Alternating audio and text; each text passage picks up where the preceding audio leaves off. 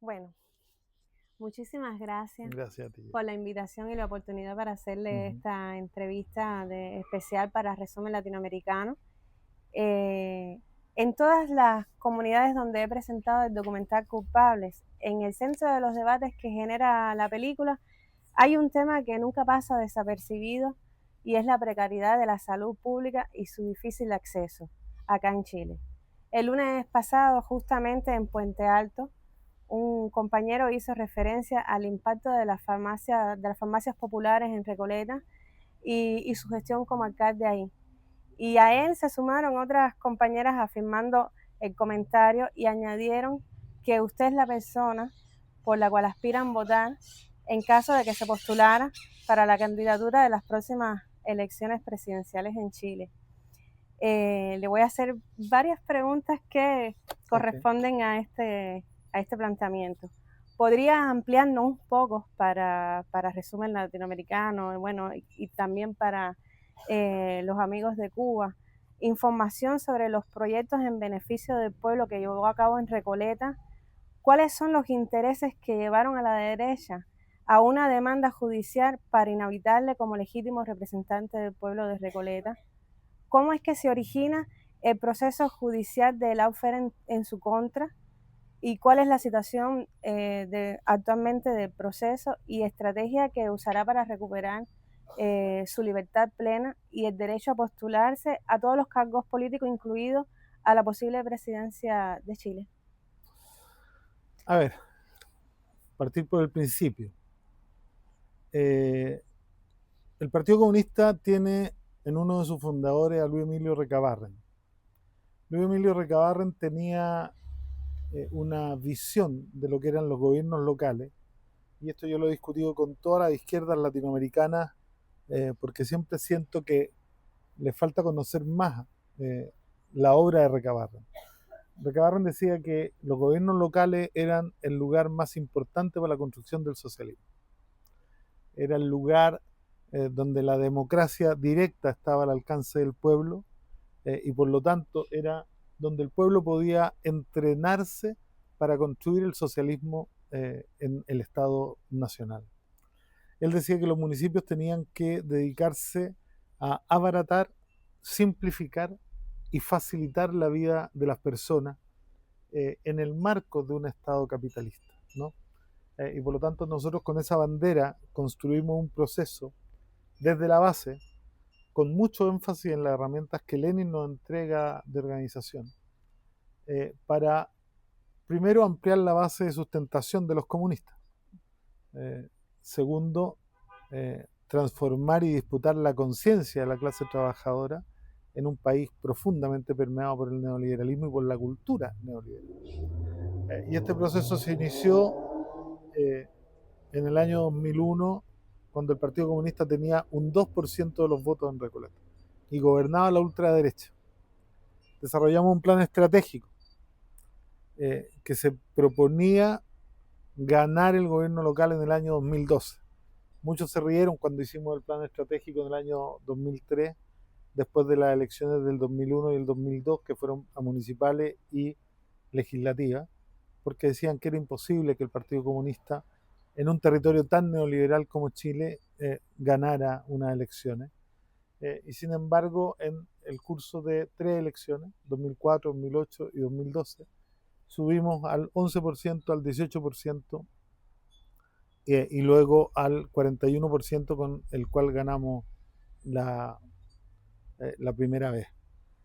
Desde ahí nos abocamos a construir el programa de Recabarren, ¿no? Y empezamos a disputar la conciencia primero, eh, reconstruyendo la comunidad que el neoliberalismo destruye, promoviendo la unidad, la organización y la lucha, y tratando de disputarle al narcotráfico fundamentalmente las conciencias de los jóvenes. Porque hay que decirlo, en un país como el nuestro, el narcotráfico le ofrece muchas más oportunidades de vivir una vida, entre comillas, intensa a los jóvenes que no quieren aceptar lo que el neoliberalismo les ofrece, que es la miseria, ¿no? El narcotráfico en nuestro país paga mejores sueldos que cualquier trabajo para un joven no calificado. Por lo tanto, ahí había una disputa que iniciar. Entonces, ¿cuáles fueron las iniciativas? Partimos primero instalando la salud en los barrios siguiendo el modelo cubano, ¿no? Un fortalecimiento de la salud primaria con el foco en la prevención, ¿no? Y tratando de abandonar algo que aquí es un error histórico, que es la visión hospitalocéntrica que tiene la salud chilena, ¿no? En Cuba cerca del 80% de la resolutividad de la salud está alojado en el sistema primario. Claro. Aquí el sistema primario ni siquiera resuelve el 20% de los Porque está problemas de salud. diseñado para favorecer Exacto. la salud privada. Está diseñado para que uno arranque a la unidad de negocio privada y el Estado en este repliegue planificado deja botada a su gente en la salud primaria. Por lo tanto, llevando salud al barrio, llevando el municipio al barrio, logramos disputar algo que es esencial antes de la confianza, que es la conciencia de la clase, ¿no? Una vez que logramos recapturar la conciencia de ellos, empezamos a discutir la confianza de ellos, empezamos a disputar la conciencia ya con una discusión directa con el modelo. Empezamos a escuchar sus demandas y fuimos dando respuesta desde la innovación política. Creo que la primera demanda que escuchamos y que nos llamó la atención porque era un objetivo central nuestro era la demanda de la juventud.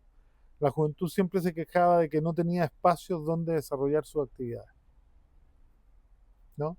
De que las juntas de vecinos, los dirigentes sociales no se las prestaban nunca. Y esto es real, porque las juntas de vecinos estaban privatizadas, ¿no? Estaban entregadas a dirigentes que cobraban incluso arriendo por ocupar las sedes de las juntas de vecinos. Y por lo tanto ellos decían, y lo contaban con mucha agudeza, en la casa no podemos reunirnos porque nuestras casas son pequeñas y nuestros papás pelean con los vecinos si es que nos juntamos con nuestros amigos en las casas. Por lo tanto, no tenemos en las juntas de vecinos ningún espacio y no hay ningún espacio público que nos ofrezca un lugar para tener actividades bajo un marco seguro. La respuesta nuestra fue: no tenemos dinero para hacer la infraestructura que ustedes necesitan, pero las escuelas públicas, que funcionan hasta las 4 de la tarde, después de las 4, que es cuando ustedes necesitan la infraestructura, están vacías. Y definimos que el primer proyecto emblemático fue Escuela Abierta. Y abrimos las escuelas municipales hasta las 10 de la noche todos los días, los sábados y los domingos todo el fin de semana. Esto generó un impacto muy potente porque la escuela pública que había estado abandonada volvió a convertirse en el corazón de la comunidad, pero además en el centro del diseño de la política pública. Se llenó de talleres en la escuela y los liceos, el 30% entregados por la municipalidad, el 70% autogestionados por la comunidad, en un intercambio de saberes, ¿no? Y de capacidades que terminó reconstruyendo la comunidad como concepto. Y yo creo que ese fue el minuto en donde empezamos a ganarle la batalla a la derecha para siempre. Después de eso, inauguramos la farmacia popular, que intentó arrebatar del mercado el negocio de los remedios. Teníamos los remedios más caros del mundo, hoy día ya no. Tuvimos que diseñar una fórmula, porque aquí la ley está hecha para impedir que se hiciera lo que hicimos. Y por lo tanto, nosotros tuvimos que hacer los estudios técnicos para cumplir la letra de la ley violando el espíritu de la ley, ¿no? Sin violar la ley.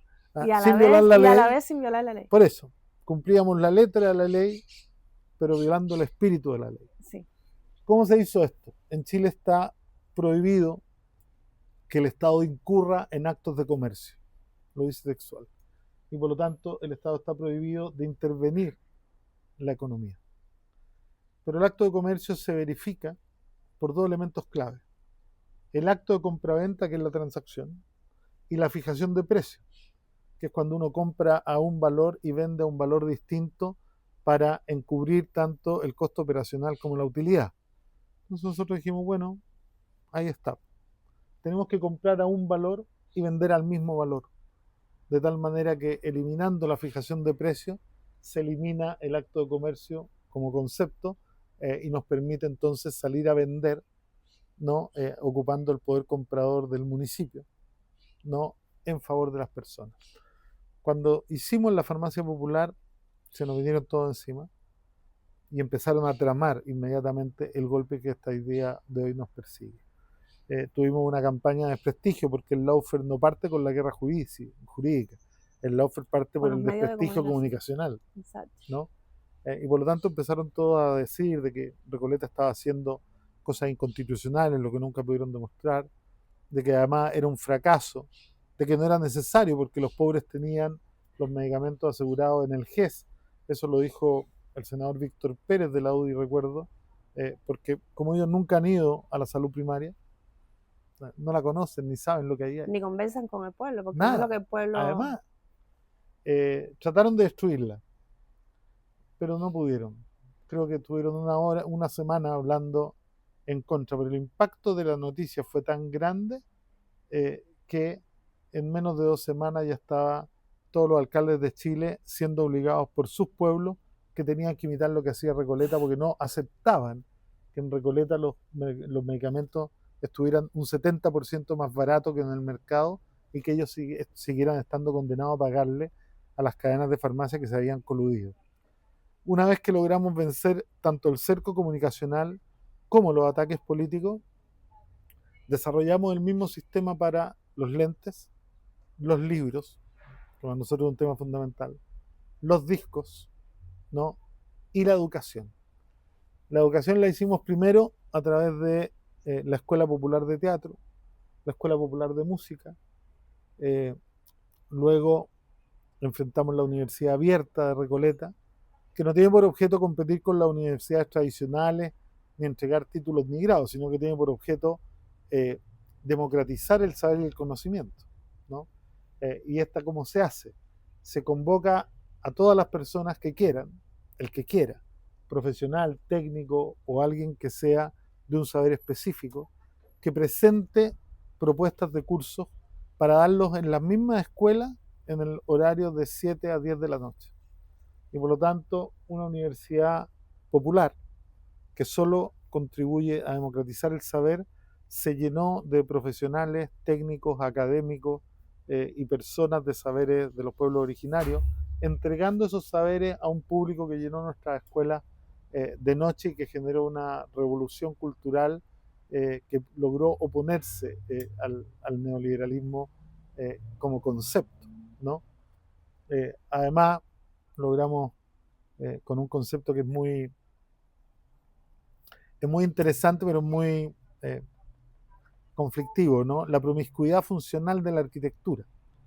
Nosotros estimábamos que para poder ser eficiente en el uso de la infraestructura pública debía ocuparse la mayor cantidad de horas del día en la mayor diversidad de actividades que mantuvieran los espacios siempre ocupados por la comunidad. Entonces nuestras escuelas pasaron a ser escuelas entre las 8 y las 4, centros deportivos y culturales entre las 4 y las 8, universidades abiertas entre las 7 y las 10, y sigan rotando de tal manera de que era un universo completamente distinto y paralelo a la vida que se vivía. Entonces el gran delito de ustedes en Recoleta fue hacer una pequeña revolución social en una comunidad. Absoluta, ¿no? Y esto es, creo que he contado la tercera parte de todo lo que fuimos haciendo, porque por ejemplo pusimos biblioteca en todas las salas de espera de los consultorios, y después pusimos bibliotecas públicas en todos los CRA, que son los centros de recursos de aprendizaje de los colegios, que en las horas de escuela abierta eran bibliotecas públicas abiertas a la comunidad. Construimos bibliotecas en los centros comerciales, construimos bibliotecas en los parques y construimos bibliotecas en medio de las poblaciones. Y esto hizo que el amor por la literatura nos llevara a fundar después la librería popular que vende los libros a la mitad del valor que tienen en el mercado. El mercado no solo abusa con los precios, el mercado tiene una habilidad mucho mayor, que es que solo opera donde tiene la rentabilidad asegurada. ¿Qué significa esto? Recoleta, por ejemplo, una comuna equivalente a una ciudad de 220.000 habitantes. ¿Cuántos habitantes tiene Matanza? Matanza debe tener 100.000. ¿Cuántas librerías habrán en Matanza? Unas cuantas. Unas cuantas. En Recoleta no había ninguna librería, ninguna. En una ciudad, en una comuna que está pegada a la capital, es como estar pegado a La Habana, no había ninguna librería. En Cuba, en cada escuela hay una biblioteca. Bueno, nosotros no teníamos biblioteca, no teníamos librería, no teníamos ópticas, ¿no? Y farmacias habían 3, pero en la zona sur de la comuna, que es el eje comercial. Por lo tanto, fuimos resolviendo el tema de la cobertura y del precio. Primero, el acceso al servicio, ¿no? Y después que fuera a precio justo, entendiendo que nuestra pequeña revolución no era una revolución socialista, sino que era una revolución dentro de un Estado neoliberal que tenía que actuar con las leyes del Estado neoliberal. Eh, yo creo que este es el gran pecado y el gran delito y el gran peligro que nosotros constituimos hoy día para la sociedad, porque lo que demostramos fue que sin tener que cambiar la constitución de Pinochet, que es el obstáculo más grande que este país tiene para llegar a ser un país que cuide a sus ciudadanos y que sea una sociedad del cuidado, como es la cubana, podían hacerse cambios que podían mejorar la vida de todas y todos. La gente se empezó a preguntar cómo sería Chile si en las 345 comunas del país existieran farmacias, ópticas, universidad abierta, librería popular. Y eso nos llevó a liderar un proceso de transformaciones que pudo, si no hubiésemos sido tan ingenuos, pudo haber llegado a ser una oportunidad de transformaciones para Chile. ¿Y cuál es, cómo salir de esta situación? ¿Qué estrategia vas a usar para...? A ver, la guerra jurídica es una guerra que no se gana o se pierde por el juicio. Sí. Hay una decisión política tomada antes. Por lo tanto, uno tiene que partir de la base de que una condena siempre será una posibilidad cuando se toma una decisión y cuando hay una operación política que hoy día ya se manifiesta que no es solo contra Daniel Jadue, sino que es contra el Partido Comunista. Lo que han hecho con Carol, el informe que sale hoy día sobre, entre comillas, las propiedades del partido, que se ponen en discusión, porque para la gente que no conoce la historia, ¿no? Nadie le ha contado que a nosotros la dictadura nos robó todas las propiedades que el Partido Comunista tenía y que se compraron con la plata de sus militantes, con 100 años de cuotas, ¿no? Nosotros somos un partido que tiene 113 años y que después de la dictadura nosotros logramos recuperar gran parte, no sé si gran parte, pero una parte importante de esas propiedades, y ese es un capital que el partido comenzó a administrar para poder recuperar, ¿no? Su incidencia política.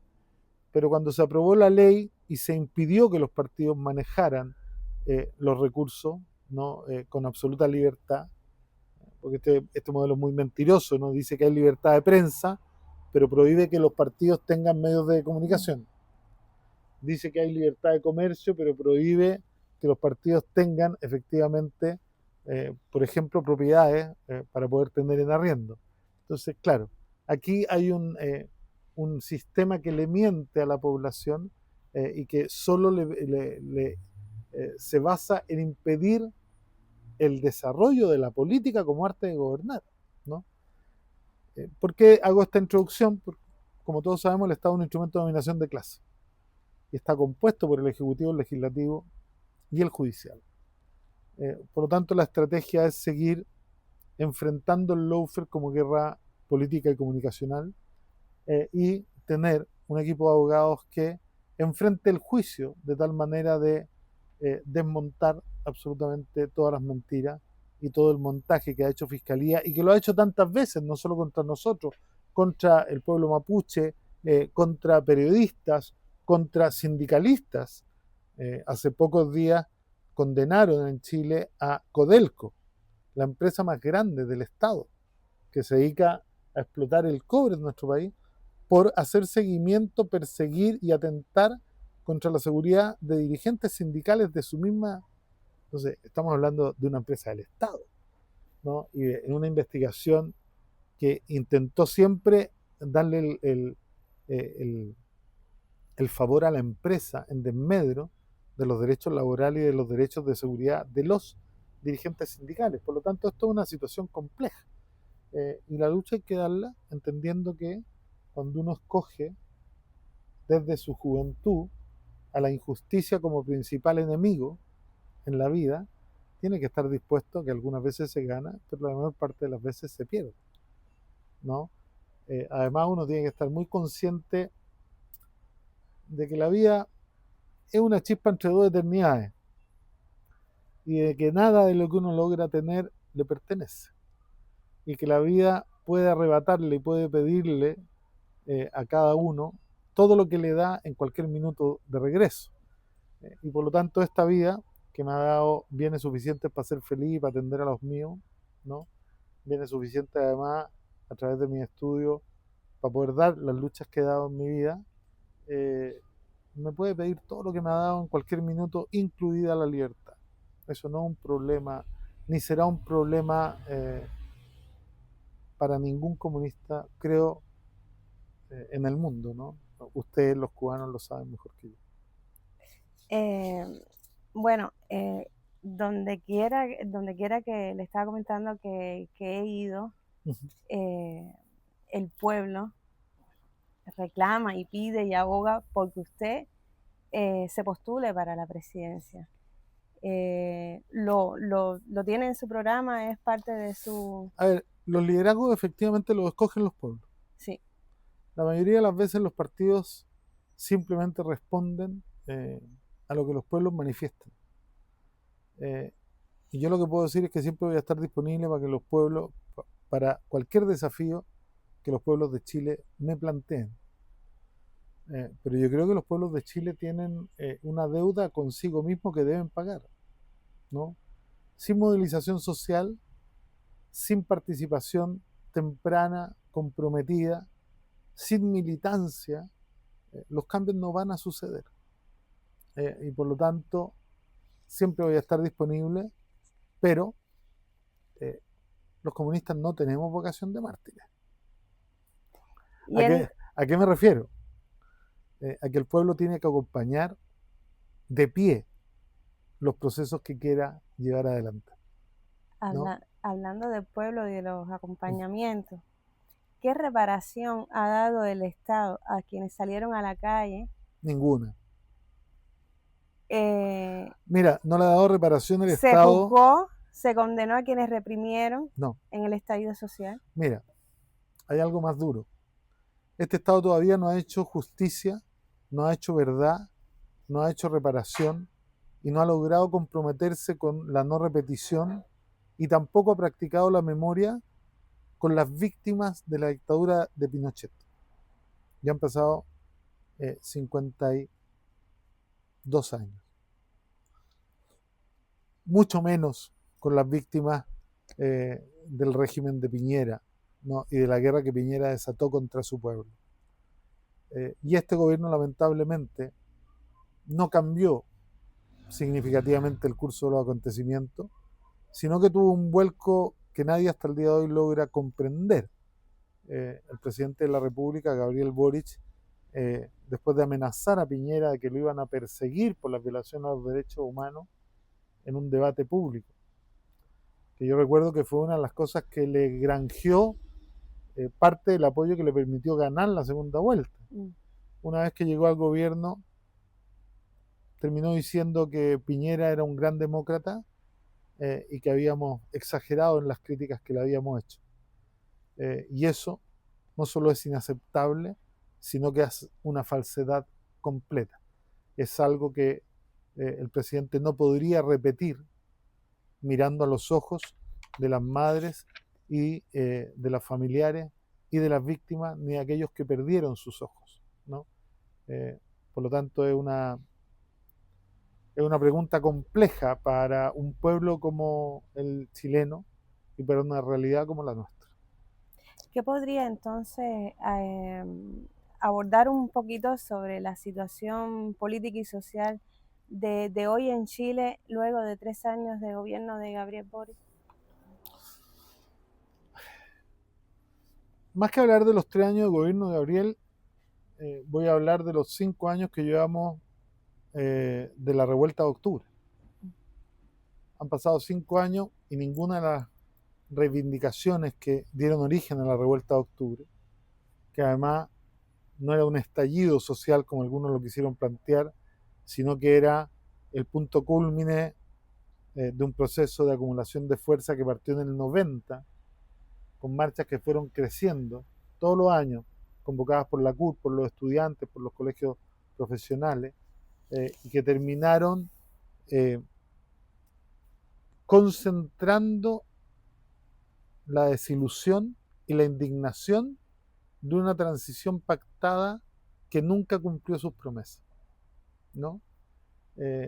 Y que por lo tanto no son demandas que nacieron el 18 de octubre del 2019, sino que son las demandas que vienen Antiguas. desde que luchábamos contra la dictadura. No hay ninguna demanda nueva, ninguna. Y esas demandas siguen siendo no solo vigentes, sino que además siguen doliendo en lo profundo de las familias chilenas. ¿Cuál es el análisis que hago yo? Que tal como en ese tiempo muchos repitieron una y otra vez, no lo vimos venir, no lo vimos venir, no lo vimos venir, a pesar de que los pueblos se lo venían comunicando año a año, en protesta, algunas menores, otras mayores, algunas en regiones, otras en la capital. Se ha constituido en nuestro país una clase dominante absolutamente ciega, sorda y muda. Y cuando uno llega a ese estado de situación, el pueblo tiene que entender que la única posibilidad es pasar por encima de esa clase dominante. Y para eso se requiere de mucha mayor conciencia. Y ahí creo que las izquierdas de Chile tienen una deuda muy grande, ¿no? Porque son izquierdas muy permeadas por el neoliberalismo, sobre todo en los segmentos más jóvenes. Uno nace en un lugar que nos escoge, ¿no? En un tiempo que nos escoge, en una familia y en una sociedad que nos escoge. Y desde que uno nace le empiezan a meter cosas en la cabeza a través de los medios de comunicación, a través de las películas, a través de las De ahí radios, la ¿no? importancia de la cultura política y lo que usted estaba haciendo en Recoleta. Por lo Sin mismo. cultura política no se puede generar conciencia. Entonces, todos los que han nacido en los últimos 40 años y 50 años en nuestro país son profundamente neoliberales desde lo cultural, Exacto. más allá de donde militen. Y en esto la izquierda tiene una deuda porque no se ha dado cuenta. Entonces es igual de egoísta que los neoliberales, es igual de competitiva con los neoliberales. Le cuesta mucho menos encontrar los enemigos dentro de la izquierda que con la clase dominante. Y se pierde el eje, ¿no?, de la lucha. Y se pierde no solo el eje de la lucha, sino que además se pierden las oportunidades que entregan la maduración de los factores objetivos. O sea, ¿qué faltó el 2019 para hacer el triunfo? Bueno, una izquierda que estuviera dispuesta a liderar desde el día 1 y que no se desentendiera y que no asumiera erradamente que fue sorprendida. A mí me llamó mucho la atención que en esa época muchos dijeron, no sabemos quiénes están detrás, dentro de la izquierda. Es decir, de un día para otro, muchos olvidaron que llevaban 30 años convocando al pueblo a levantarse. Y cuando el pueblo se levantó, todos dijeron, no sabemos quién está detrás. Es decir, renunciaron a una paternidad que les correspondía por derecho. Hablo de la CUT, hablo de los estudiantes universitarios, hablo de los estudiantes secundarios, hablo de los partidos de izquierda, que llamaron permanentemente a la movilización y cuando la movilización llegó, se quedaron abajo y no supieron responder. Entonces la izquierda chilena perdió una gran oportunidad con esta... Una tremenda oportunidad, pero que se va a volver a dar. Y se va a volver a dar más rápido de lo que muchos creen. Más rápido de lo que muchos creen. Por lo tanto, ¿cuál es el desafío de la izquierda? Construir una izquierda que no sea neoliberal, construir una izquierda que sea capaz de unirse, construir una izquierda que no sea anticomunista, además. Tenemos una izquierda profundamente anticomunista, ¿no? Incluso tenemos anticomunismo que uno podría decir inconsciente dentro del propio Partido Comunista, ¿no? Hay quienes dentro del partido dicen, no, es que nosotros no necesitamos legitimar una candidatura en una primaria. Es como si con los decir... mismos mecanismos que usa la... Exacto, pero es como decir que una candidatura del Partido Comunista no es legítima si es solo del partido o si es solo de la izquierda. tiene que ser entregada incluso a sectores de derecha para que ellos la aprueben. Eso es una, creo yo, debilidad ideológica y política que la izquierda tiene, y que yo creo, siento a lo menos, que en el último tiempo ha ido madurando, pero que todavía está verde. Bueno, sus orígenes son de Palestina. Mm.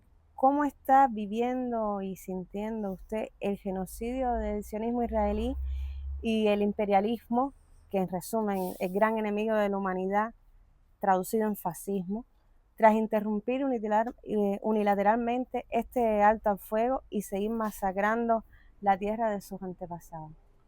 Bueno, lo primero es que el genocidio lleva 76 años. No partió hace 2, no partió hace 1, ¿no? Y el genocidio cuenta con el auspicio de todo Occidente, ¿no? Cuenta con el auspicio de todos los europeos, cuenta con el auspicio de Estados Unidos, cuenta con el auspicio de todos los países árabes, que son de un nivel de hipocresía a esta altura intolerable. Cuenta con la solidaridad el pueblo palestino de muy pocos pueblos y gobiernos dignos como los de Cuba, como los de Venezuela y como los de otras latitudes, que son capaces de pararse frente al neoliberalismo. Yo hoy día lo vivo con mucha amargura, con mucha impotencia, con mucha tristeza además, eh, pero entendiendo que no es algo que me sorprende, porque en esta fase de desarrollo del capitalismo en la etapa de la globalización neoliberal, ya la pelea no va a ser con las alternativas, la pelea va a ser entre las potencias capitalistas para quedarse con todo. Ellos hoy día, para sostener la tasa de ganancia a la cual están acostumbrados, para poder seguir concentrando el capital, tienen el desafío de quedarse con todos los territorios, tienen el desafío de dominar a todos los pueblos, tienen el desafío de quedarse con todos los mercados, y no le van a perdonar a nadie eh, que se levante como alternativa para una vida digna.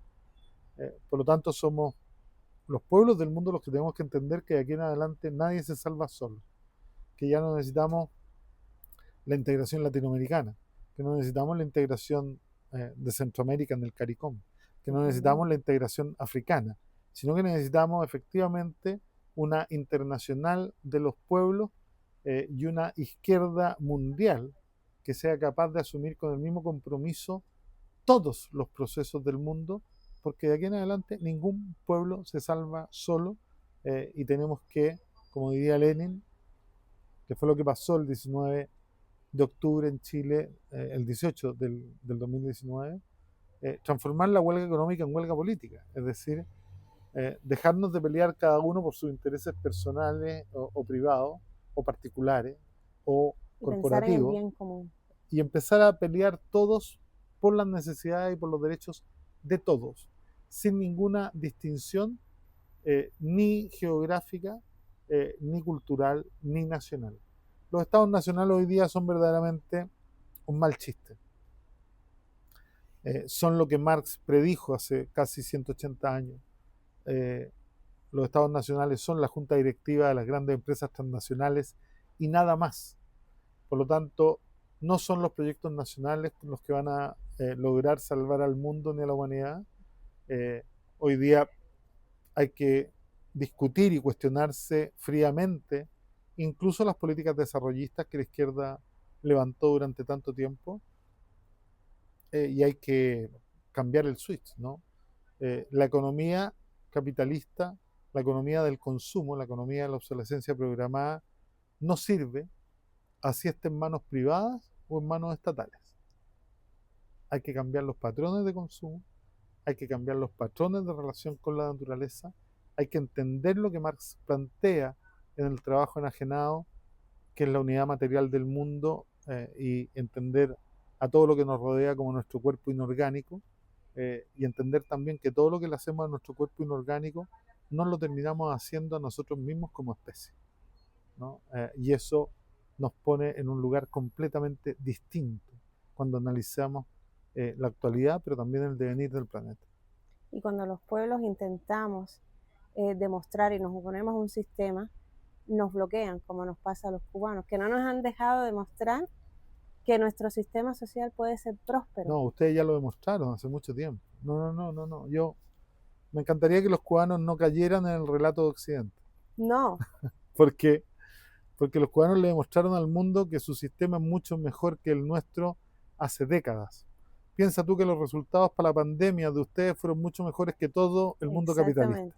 Piensa tú que además ustedes han logrado sostener una calidad de vida mucho mejor que la de todo Occidente y todo el mundo capitalista. El Club de los 100 años que tienen en Cuba no se da el lujo de tenerlo ningún país del mundo, ¿no? Y yo podría nombrar cientos de iniciativas que demuestran que Cuba tiene avances a los cuales el mundo capitalista no va a poder ni siquiera llegar, ni siquiera se los puede imaginar en términos de cuidar a sus habitantes. Si el sistema socialista fuera malo, no habría necesidad de bloquearlo. Uno lo podría dejar solo y se autodestruiría, como pasó con la Unión Soviética, que no era un sistema socialista, sino que era un capitalismo de Estado que terminó autodestruyéndose. Y yo creo que eso los pueblos del mundo, los pueblos conscientes lo tienen muy claro. Y hay que seguir luchando para derrotar al bloqueo, que se va a terminar cayendo por sí solo. Esto se va a demorar menos de lo que algunos piensan, porque la era de la globalización neoliberal ya llegó a su fin. Esto lo está notificando Trump. Ya el capital transnacional dio de baja el derecho internacional y el Estado de Derecho que ellos construyeron para su fase de acumulación. Hoy día ya no les interesa ni ese Estado de Derecho ni ese derecho internacional. Por lo tanto, hay que ponerse en la ruta de construir un nuevo consenso mundial, una nueva estructura y una nueva arquitectura internacional y un Estado de Derecho completamente distinto al de la democracia burguesa. Y yo creo que en eso Cuba lleva harto de adelante y otros países también. Yo soy más bueno, si uno sigue militando en el PC es porque es un optimista estructural, ¿no? Esos logros es de lo que nos enorgullecemos los cubanos, pero en la gran guerra mediática que se nos hace, incluso cuando estoy fuera de Cuba, las noticias que vienen de Cuba es de dictadura, de gobierno incompetente, achacándole al gobierno cubano todos los problemas y la gran crisis económica que enfrenta hoy la isla, y nunca hablan del bloqueo y nunca hablan de la política genocida de los Estados Unidos contra Cuba. Y ante la insistencia de mantener el bloqueo, si somos capaces de lograr tanto, de crear 5 vacunas para lograr que de más de 1 millón de enfermos por la COVID murieran, lamentablemente murieron personas por la COVID, pero solo el 0,3% de ese más de 1 millón de personas. Si somos capaces de lograr eso, con el enemigo, con el imperialismo más poderoso del mundo sobre nosotros, con un bloqueo tan anquilosado, ¿qué podríamos hacer nosotros si estuviéramos en igualdad de condiciones respecto a los demás países del mundo, al resto de los países del mundo, para tener un comercio libre? Exacto. ¿Qué no podríamos hacer nosotros? Sería una potencia sin bloqueo. Exactamente. Bueno, no quieren que demostremos que esa pequeña isla, aunque somos una potencia, un gran símbolo de dignidad, y somos una potencia de profesionales y con una moral bien alta, pero ¿qué podríamos, no sé, Cuba como potencia económica? Y cuando entro en debate con personas que no piensan igual a nosotros, siempre dicen que es una utopía y que es un sueño, pero déjennos hacer realidad un sueño que es posible. Como dijo Fidel, un mundo mejor es posible y lo podríamos demostrar. Mira, Hermes Trismegisto hace miles de años dijo que los labios solo debían abrirse cuando hay alguien verdaderamente dispuesto a escuchar. Yo aprendí hace un buen tiempo ya a no debatir con gente que no está dispuesta a escuchar, ¿no? Y que está encerrada en su propia verdad y que no es capaz de mirar ninguna otra, ¿no? De las verdades que cursan en el planeta. Cuba tiene no solo un presente de dignidad, sino que además un futuro de dignidad. Porque a diferencia del neoliberalismo que hoy día está en una crisis terminal, cada vez que la crisis terminal del neoliberalismo avanza, Cuba se mantiene como un faro de efectivamente qué es lo que hay que hacer. Una de las razones por las cuales nos persiguen a nosotros fue porque fuimos los primeros en viajar a Cuba con la Asociación Chilena de Municipios con Farmacias Populares a establecer un convenio para traer todos los avances que Cuba tenía en salud acá, y eso provocó aquí una guerra mundial, ¿no? Tratamos de fabricar el interferón, el gobierno se negó ni siquiera a dar los permisos. Tratamos primero de importarlo desde Cuba, ¿no? Y el gobierno no quiso. Tratamos de hacerlo aquí, fracasó por toda la burocracia, sobre todo en tiempos de pandemia. En cualquier parte del mundo en tiempos de pandemia los procedimientos se ponen entre paréntesis porque uno no puede cumplir los procedimientos habituales en tiempos de urgencia, ¿no?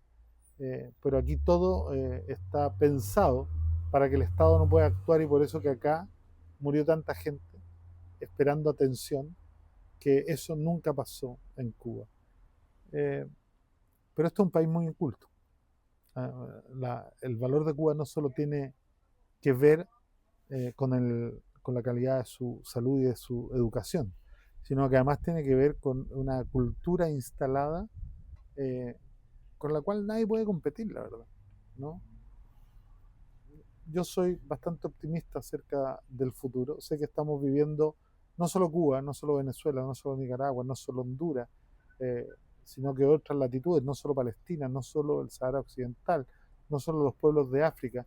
Estamos viviendo un minuto complejo porque el neoliberalismo hoy día, en los manotazos de abogados que da para poder sostenerse, es capaz de destruir cualquier cosa. En una geopolítica que está cambiando brutalmente. Absolutamente, pero yo creo que hay que resistir, porque si resistimos este periodo, creo que vienen tiempos muy buenos para los pueblos del mundo. Entonces, ¿usted está de acuerdo que estamos en la cumbre de la crisis? Absolutamente, Y absolutamente, porque ya no existen más lugares donde migrar para ampliar los mercados. Por lo tanto, hoy día, dentro de los mismos mercados, se van a tener que agarrar a puñetazos las potencias capitalistas y las grandes empresas del mundo. Ya la pelea no va a ser con nosotros, nosotros somos muy insignificantes para el mercado, ¿no? Pero la pelea entre ellos los va a llevar a derrotarse mucho más temprano que tarde. Lo que está pasando con China es un aviso. Si China ha logrado superar a Estados Unidos y a todo Occidente en varias de las áreas de producción y de tecnología más relevantes, es porque en los últimos 30 años China no ha invertido un solo peso en guerra, ni en importar muerte, ni destrucción, y Estados Unidos todo el capital que logró tener simplemente lo quemó con bombas de racimo, con bombas y con masacre y genocidio.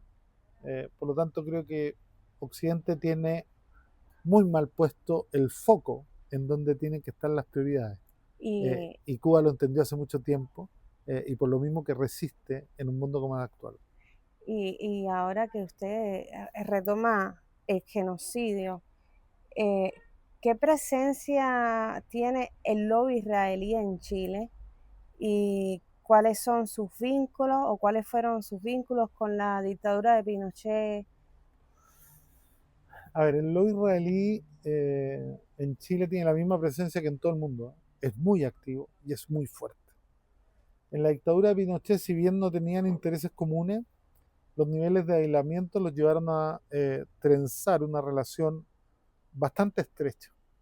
No solo intercambiaron armas, tecnología represiva, sino que además Chile funcionó como un lugar eh, eh, que le permitió a Israel violar los bloqueos militares que se le pusieron en pocos periodos de la historia de la humanidad. Lo más relevante de la relación que ellos tuvieron es que tanto detrás de Israel como detrás de la dictadura militar estaban los mismos actores. Estaba la CIA y estaban las transnacionales europeas, y por lo tanto esta esta relación que además lo unió con Sudáfrica, con el apartheid sudafricano, convirtiendo a estos tres países en la trilogía más condenada en la historia de la humanidad por violación a los derechos humanos. Mm. ¿No?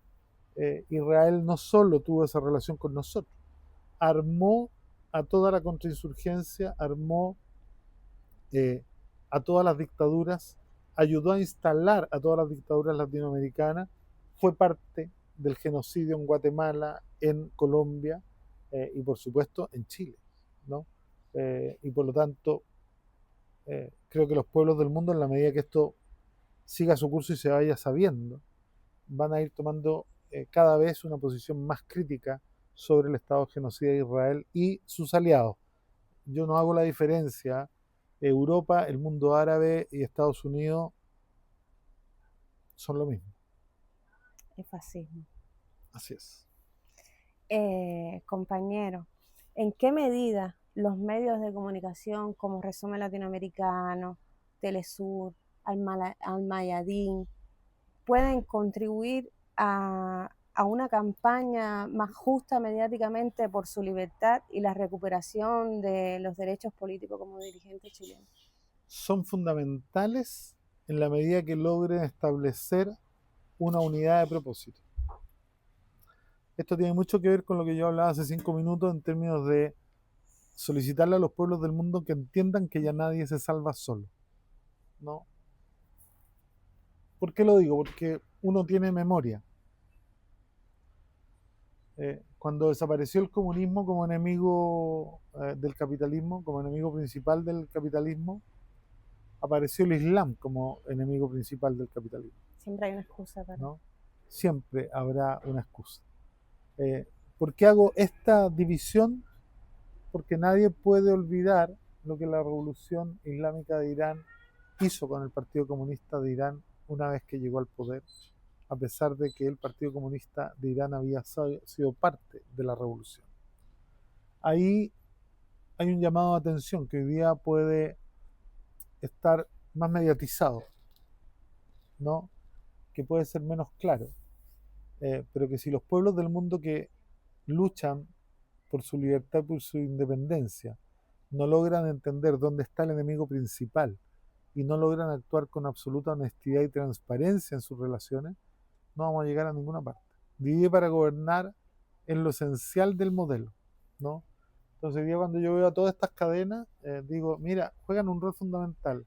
Si se unieran y depusieran sus diferencias culturales y nacionales, serían una potencia. A mí me encantaría, espero que algún día logre ver el minuto en donde Telesur y todas estas cadenas como Almayadín o como Hispan TV y otras, ¿no? Construyan un consorcio de comunicación a nivel mundial que sea invencible desde el punto de vista de la alianza estratégica y desde la perspectiva de la ruptura del cerco mediático que tiene el neoliberalismo.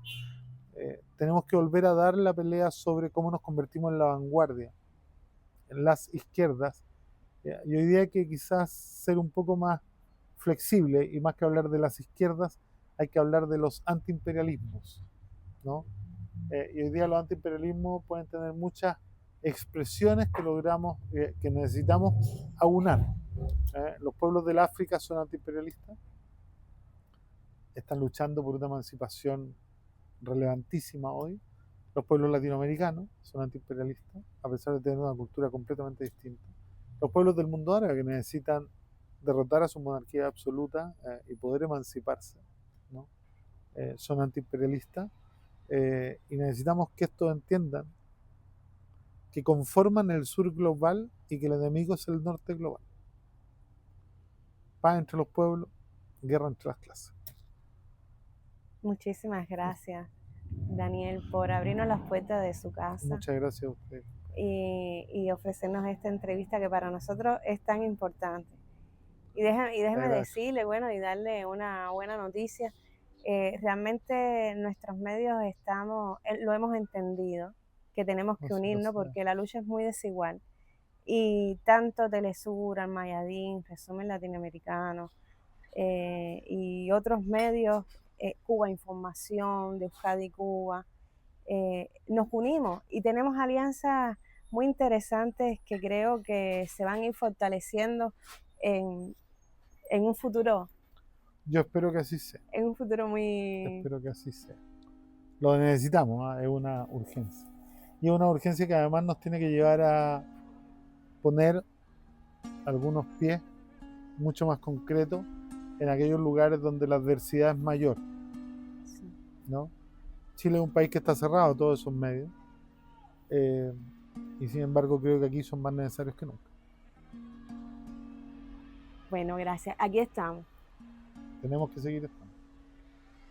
Para no hacer de mí cono pedazos, para salvarme entre únicos e impares, para cederme un lugar en su parnaso, para darme un concito en sus altares. Me vienen a convidar a arrepentirme, me vienen a convidar a que no pierda, me vienen a convidar a indefinirme, me vienen a convidar a tanta mierda. Yo no sé lo que es el destino, caminando fui lo que fui. Haya Dios que será divino, yo me muero como viví, yo me muero como viví, yo me muero como viví.